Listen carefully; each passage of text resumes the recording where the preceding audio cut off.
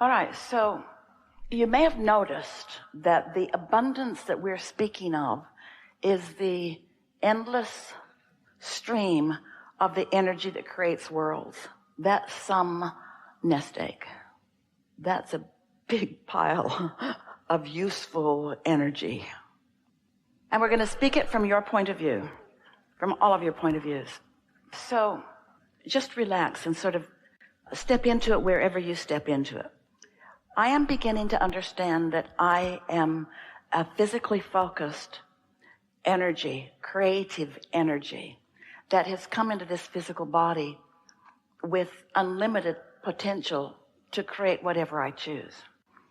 And I came into an environment that was pretty well established. There was a lot to observe when I got here, and a lot of opinions about all of it that I was subjected to and that I had reaction to. And from that, I formed, without even really knowing I was doing it, opinions about things. I began to think thoughts that others thought, and the more I thought them, the more those thoughts came, and the more those thoughts came, the more things that matched those thoughts came. And so I started trending. And from my perspective in life, my life is uniquely mine. I can feel it as I observe so many others living so many different things. And as a result of all of that contrast in living my life as it came to me and seeing others live their life, I've gotten pretty good at identifying things that I prefer. Because some of what I'm living I don't prefer, and some of what I'm living I do prefer, and a lot of what others are living I prefer. And I believe that I'm getting better at not being locked into what I've got. I'm understanding that the variety that surrounds me is giving me ideas and notions and inclinations and even desires that, hey, I could have some of that. I could have some of that because it looks good to me in this way and in this way. And so I know for sure that just by my living of life, I'm benefiting by what's going on around. And I have the sense, listening to Abraham and other teachers, I believe it when they say that I can be or do or have anything that I want.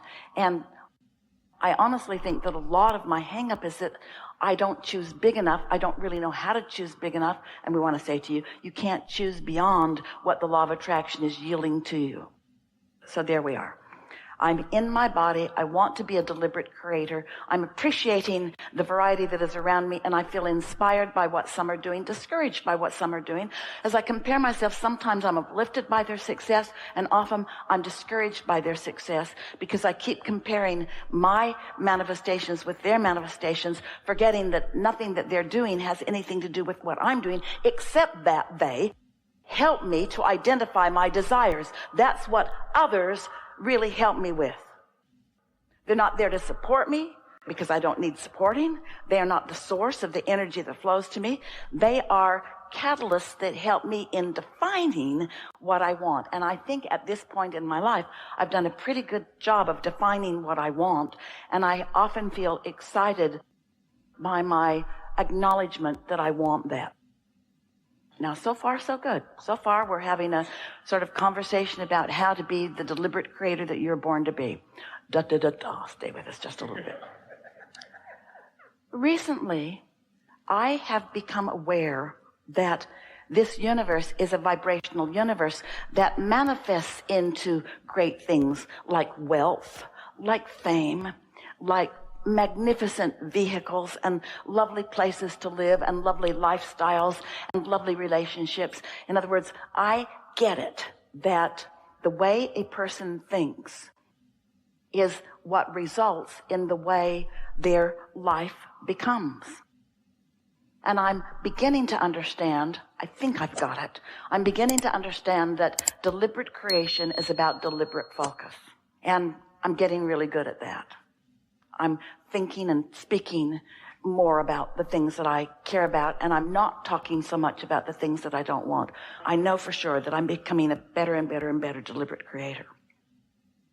There's something I can feel that is beginning to happen within me that makes this creative experience more than just looking and seeing and wanting and getting. That feels like yesterday's conversation. What I can feel bubbling within me is this feeling of invincibility, which means there are no limitations for me, which is a little scary, just a little bit scary, because that kind of unlimited power feels to me like it needs bigger dreams. And I don't have, I want that Lamborghini that my neighbor has. I want that. And his wife's hot too. But there are things that I want, but I'm beginning to feel this, Abraham uses the words, energy that creates worlds. And so I'm beginning to feel like there's something bigger for me to create, but I can't think past what is. In other words, spaceships, I don't think that's it. Fixing climate change would be nice, but I don't think that's really what I'm going for either. Stopping world hunger, wouldn't that be nice, but not really ringing my personal bells right now. It feels like it wraps around the idea of invincibility, of unlimitedness. And I'm trying to get my thoughts around what that unlimitedness feels like. Does it just feel like if I want that, I can get that? It's more than that. It's more like if I want that, that's just the beginning of identifying the vibrational frequency of it. And it's like getting to be part of the genetic unfolding of it. It's like true creation. It's not just about gathering a bunch of things and bringing them to my pile, my corner of the world. Like there's this finite pie that we are dividing up. It feels more like the infiniteness of this pie, and I want to be in on the expansion of the pie, which means it's the explosion of the ideas and the ability to accept the inevitability of an idea that explodes, and the passion that I feel when I get to be there on the cusp right before the idea explodes, and then when it does, and to recognize my part in the explosion of that idea. I'm a creator. I'm a creator who must create. And I want my hands in the clay as I create, which means it's not just taking manifestations that others have brought this far. It's about starting with whole new concepts. Like, wouldn't it be interesting if the structure of the world as I've known it to be, as we've all known it to be, got upended and everybody or most everybody stayed home for a couple of years? And sort of pushed a reset button where they actually began to acknowledge that there were things about the way they used to live that they don't like so much, and things about the way they're living now that they like a little better. Wouldn't it really be something if enough people could have had that experience that we could be pretty much unlimited in what we get to ask for right now? Wouldn't it be interesting to be in a time and space where the majority of the world simultaneously doesn't have a clue what's coming next? And so there are less of them that are trying to hold us to their ideas of what the proper way to think is, where I get to choose what I want. So what is it that I want to choose?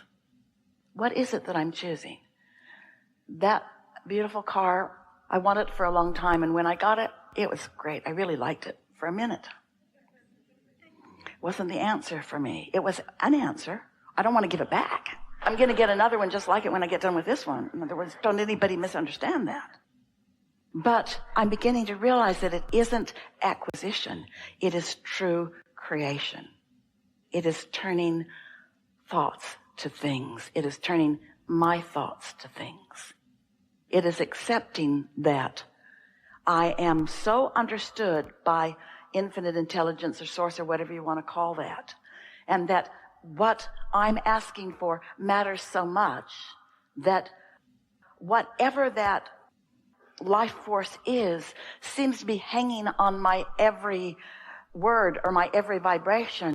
And now that I understand the power of it, it's like I want to start at the true nut of who I am, where I really get off on the right energetic foot. And this seems weird, people of the world who might be listening to me as I speak this, but it isn't anything about what I thought it was about. It's about accepting the value of me and not measuring my ideas with anyone else, but just fostering and watching my ideas, watching my vibrations become thoughts and emotions, and then conversations, and then more, and then more, and then more, and then more, and then more. Project by project, person by person, conversation by conversation. More, more, more, more, more. That is the mantra of the universe. You are eternal beings, and you cannot stop becoming more. But you can miss most of the savoring of the more that you are becoming. You can miss it. You can miss it because instead of savoring the idea, you're wondering why the money isn't in the bank yet. The money will come, and you'll like it. You'll like it. It's good. Money's a good thing. Contacts are a good thing. But connection to your inner being and tending to your point of attraction is where it's at. Not just what gets you to what you want. It is what you want. We've enjoyed this interaction more than any that has come before. And that's your doing. Your asking was strong, but your readiness to hear was strong too. And so now you know some things that you didn't know as clearly before. You're not going to slip back from this place of knowing your point of attraction is forever changed.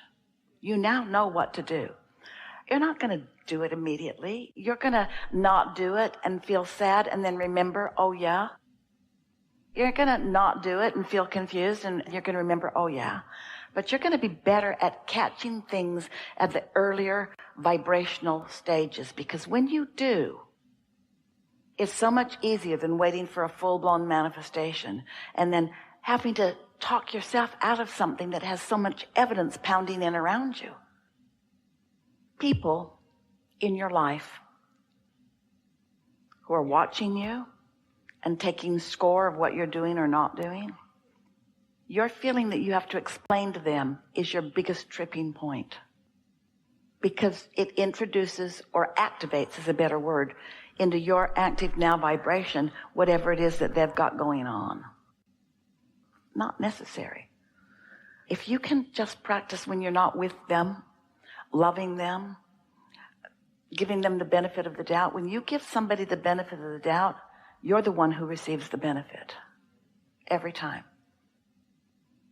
So if you just say things to yourself like, they don't really get it, and they're doing the best they know how to do, and I know it's out of love that they are even talking to me, and I love them so much for their interest in me, and we've been talking about Jerry all day, but we'll finish with this. One of the things that he often said, Esther always laughed when she saw it coming. He would say to people that they were having dinner with, or people who were experts on this or that, and he'd say, if I ask your opinion about something and you give it to me and then I don't follow your advice, will that upset you? And they would say, no, not at all. And he'd say, okay, then I'll ask it.